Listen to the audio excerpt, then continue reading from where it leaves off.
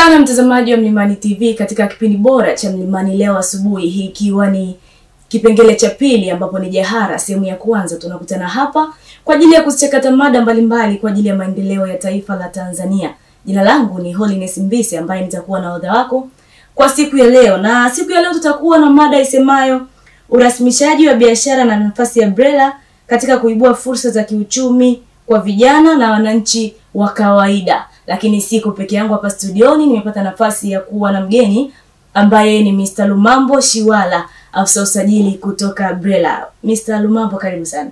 Asante sana. Habari za asubuhi? Asante madada Holiness. Nashukuru kwa kunialika. Sawa.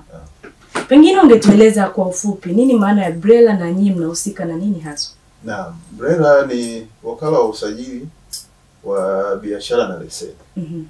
Kwa hiyo jina la BRELA ni kifupi cha neno la Kiingereza au sentensi ya Kiingereza ambayo inasema Business Registrations and Licensing Agents. Yeah. Na hudumiaje wananchi? Sisi tunahudumia kwa njia ya mtandao.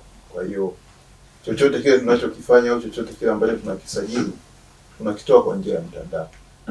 Yeah. Ni hatua gani rahisi ambayo mtu binafsi au kikundi kinaweza kikatumia kwa ajili ya kufanya usajili wa biashara? Yaani kuingia tu kwenye mfumo.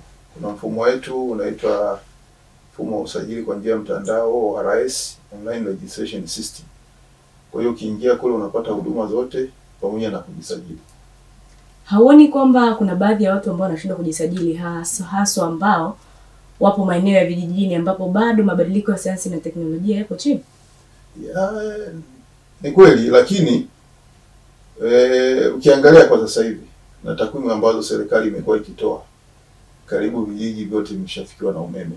Sasa ukishafikiwa na umeme, maana yake vile vyanzo vya kuweza kutolea usajili kwa maana ya hizi stationaries na nini ambazo ni wanafanya huduma saidizi kwa ajili ya wajasiriamali zinakuwa zinafika mpaka vijijini.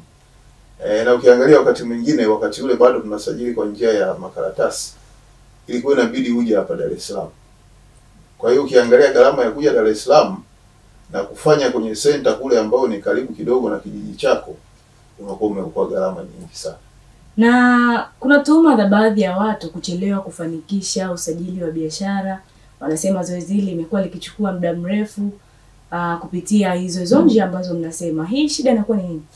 Shida mara nyingi inakuwa kwa sababu ule mfumo unapoutumia wengi wanakuwa ni wageni. Unakuta mtu tumeshamrudishia sisi, tumeshaifanyia kazi. Tumemwambia labda bwana address ya makazi ina mapungufu. Kwa hiyo lakini yeye hajui, au kwa sababu ule mfumo ni mgeni kwake, anashindwa kujua aingie wapi afanye marekebisho. Kwa hiyo anakuwa nadhani bado ipo kwetu, kumbe inakuwa ipo kwake. Kwa hiyo ndio maana unakuta kuna hizo changamoto. Sasa hamuoni kwamba ipo haja ya kutoa elimu ya namna ya kutumia mifumo hii kwa ajili ya kusajili biashara? Kabisa, tunatoa elimu sana. Sensitization tunafanya mwaka mzima. Sasa hivi tuko kwenye social networks zote. Kwa hiyo tunatoa infographics kule, namna ya kufanya ya kuapproach ile system. Na tunashiriki maonyesho yote na mengine ambayo tunaalikwa kwa lengo tu ile la kwenda kutoa elimu. Tunashiriki kwenye redio na nini kama ambavyo hapa sasa hivi tunatoa elimu. Sawa. Nikushukuru sana Mr. Lumambo Shiwala kwa kufika studio zetu za Mlimani TV. Asante sana, na wakati wote sisi tuko tayari. Sawa.